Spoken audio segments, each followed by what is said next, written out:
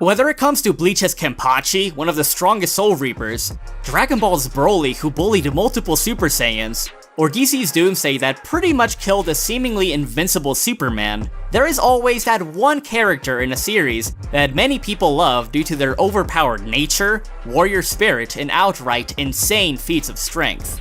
Image Comics' Invincible is no exception due to the widely popular buff feline and scourge of the twin galaxies known as Battle Beast, that gave Mark and the new Guardians a thorough ass beating that left them with many pieces to pick up. Yet, such a battle left him bored as the people he was hired to cripple were not even worth killing.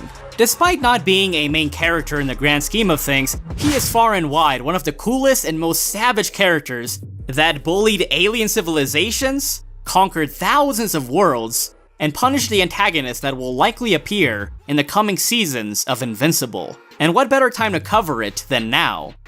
So how powerful is this big bad feline?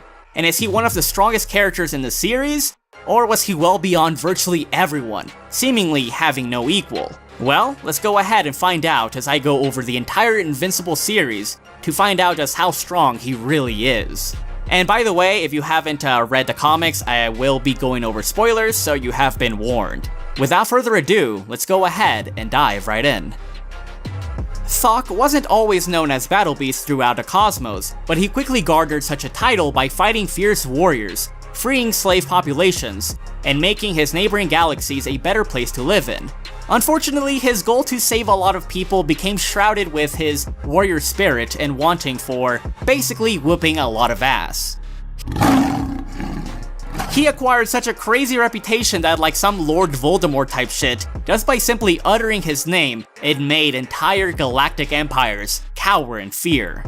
Battle Beast is arguably the best fighter in the series, as he is mentioned in the handbook to being a nearly unparalleled master in all forms of combat, whether it be hand-to-hand, with clubs, swords, or hammers. And even if he were to be disarmed, well, tough luck because he can gash and rip open adversaries with his razor-sharp claws and mighty strong jaws.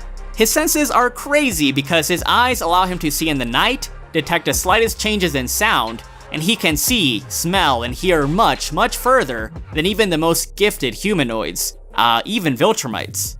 During his mission to seek out worthy adversaries, he was somehow captured by the Viltrumites, likely by ganging up on him.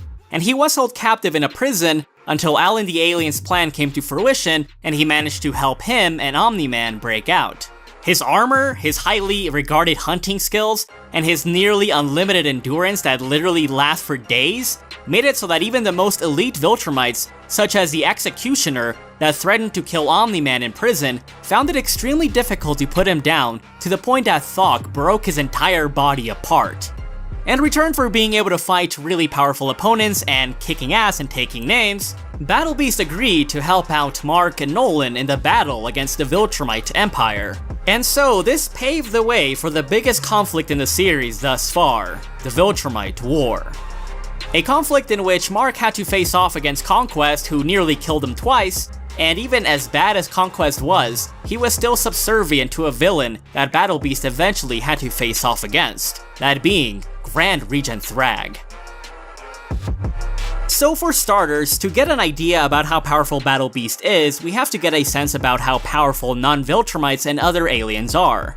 For example, we have Universa, whose staff is able to wipe out entire civilizations, and even as powerful as that was, she wasn't able to hurt a Mark who was much weaker than he eventually grew to become. Generally speaking, the Viltrumites, even like the most average fodder ones, were still powerful enough to wipe out entire civilizations by themselves, and they were considered much bigger threats than planet eaters that were considered to be small fry to bounty hunters such as Null. I go more into depth on this in my Invincible power scaling video, but other characters, some of them weaker than Viltrumites, were capable of life-wiping planets, absorbing and withstanding enough energy to do so over time, cracking moons like eggs, and defeating multiple heroes at once. And this speaks volumes because Battle Beast was able to take on not 1 or 2 or 3 or 4, but 5 f***ing Viltrumites at the same time and was literally demanding for more to face off against him. And the fact that he was still demanding to fight more is really insane because although Alan the Alien, Mark, and Nolan were powerful enough to take on like 2 to 3, they were never seen as taking on 5. Even Thula, one of the elites, was unable to do anything against him as he literally batted her around, literally beating a group of mother with another mother.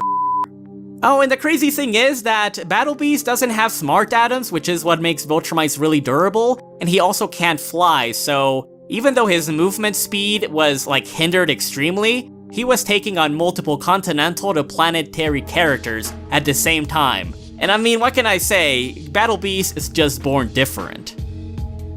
Anyways, to get a more solid idea about how powerful Battle Beast really is, we have to look at one of the craziest feats in the series, which is when Mark, alongside Nolan and other characters, managed to destroy the planet Viltrum by punching it really hard.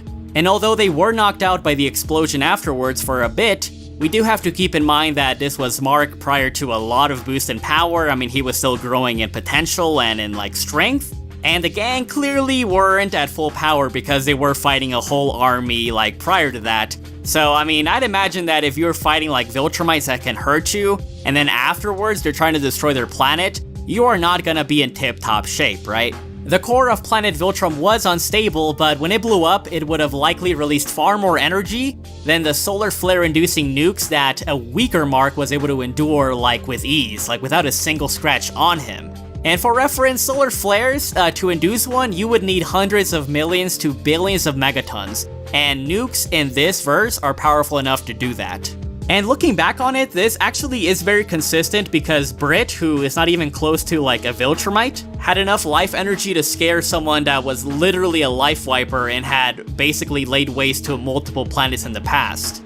And Brit was able to take multiple hits for days from someone that literally ate nukes. Now, we don't know how strong those nukes were, but going by the fact that, like, you know, just like a typical nuke or like a high-grade nuke, like maybe not the absolute best one, could already induce solar flares, this would lead me to believe that, you know, these nukes are far more powerful than whatever we have today. And this is not far-fetched because, I mean, the people in this verse have made artificial moons and mechs that were powerful enough to withstand the energy from the sun. So it is not hyperbolic that their technology would be this crazy. So please don't give me the they're only continental downplay, okay? Because they're clearly well above that. Even the average Viltrumite should be like multi-continental. Mark and Nolan are well above that, so planetary. And Battle Beast is well above them, so Planet Plus is very reasonable, wouldn't you say? Apart from saying that Mark scales to a base spawn that he defeated or like an alternate version that did defeat him, there's other ways that I can kind of like highball or wank Battle Beast. Now this could be more so associated with attack potency, like just because you can dish out the power does not necessarily mean you can also endure it, in this verse at least. Because we can really go off of Omnipotus, who was stated to being like a world shaper or life wiper, maybe even like a planet buster, even like in a really nerfed state. But his highest ends like have him like being able to wipe out star systems through a chained reaction. This doesn't mean that he can like one-shot a solar system, but it does mean that his body can withstand such energy levels. And although we don't know how powerful he was when he was actually like in his prime or like in his empowered state, like once he came back, I would imagine that he was still really strong, and literally Dinosaurus, who couldn't do anything to Thrag, one-shotted Omnipotus. So if you want to scale it to star level, you could, man, unironically. I'm not saying that it is the fact, but you know, I'm just saying, you know, you can wank him up there if you wanted to. Because I mean, he's Battle Beast, right?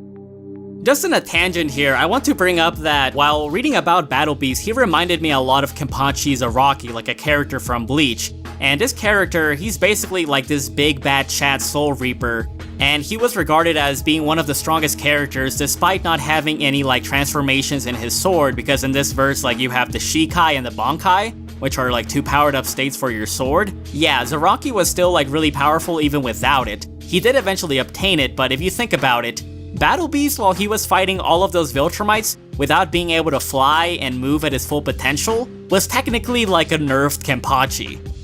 Luckily, we did get to see Battle Beast fight at near his full capacity once he faced off against Grand Regent Thrag, who, as I said, was so powerful that even the mighty conquest that gave Mark a lot of trouble cucked down to him.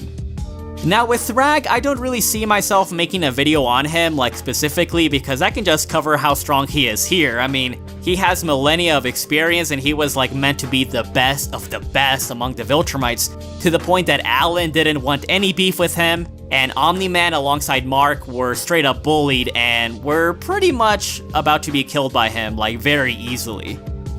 Prior to his meeting with the exiled Thrag, Battle Beast got it on with his chick and dropped onto the battlefield.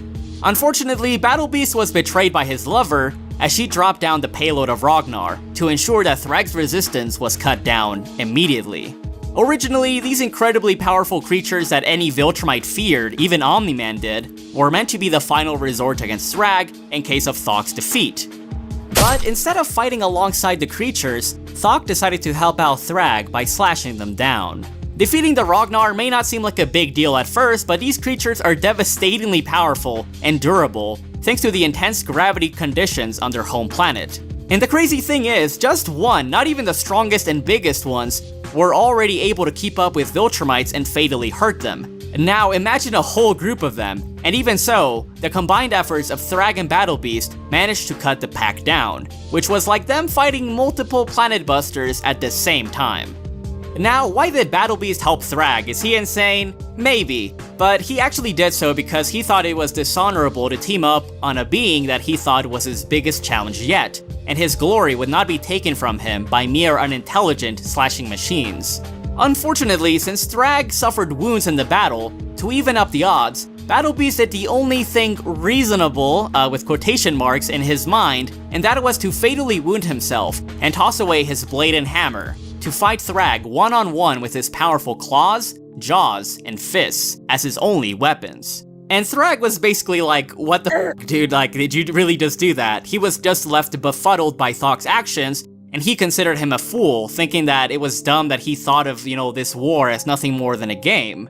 But Thok said that he wasn't fighting for fun, he said that fighting for honor was his life, and that he wanted to obtain the title of the greatest warrior in the cosmos. And so began the battle of the century, the strongest Viltrumite against the strongest in the universe.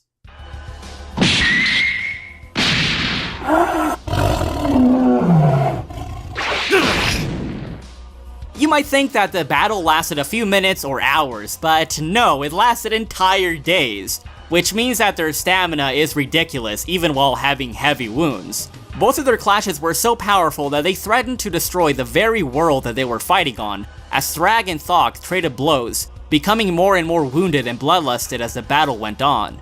Despite losing an eye and bleeding profusely, Thrag declared that he had to win to ensure the survival of his species. Both warriors were on the verge of defeat until at long last, Thrag collapsed after he had slightly pulled off a win against the Scourge of the Twin Galaxies by tearing and smashing apart his heart. And in response, Battle Beast didn't look at him with hatred, but instead thanked him for giving him the battle of his life and for giving him a warrior's death. In respect for giving him a fair battle, Thrag wore his fur as his pelt and had his body burned away ceremoniously. Thrag might not be a good person, but he was surely not without honor. Fortunately, his sacrifice was not in vain because thankfully, Mark and the others ended what he started and defeated the ultimate Viltrumite and his army. Yeah, Battle Beast lost, but if you think about it, he was still nerfed in the battle because, for one, he didn't have his standard equipment because he tossed his stuff away, he outright hurt himself, and on top of that, he had wasted some of his energy by smashing his partner and giving her the Thok. So, he clearly wasn't at full capability, and if it wouldn't have been for those conditions, I believe that Battle Beast would have defeated Thrag, albeit still with a really good degree of difficulty.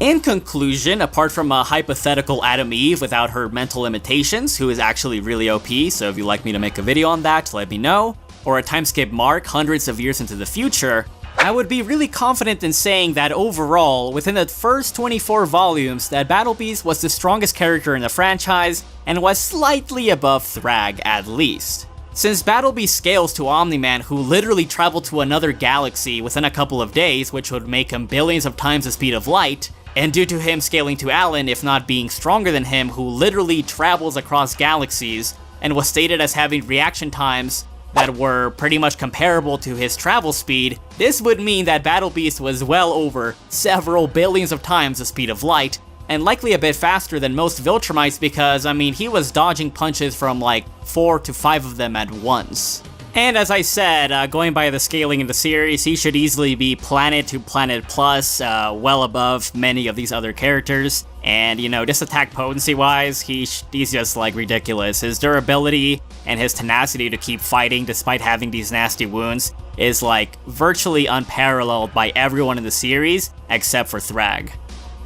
But yeah, what do you guys think? Is Battle Beast truly the strongest character in the series? Am I over-exaggerating? Or do you believe that, like, a hypothetical Eve without, you know, her limitations, or, like, Thrag was still stronger? You know, please let me know.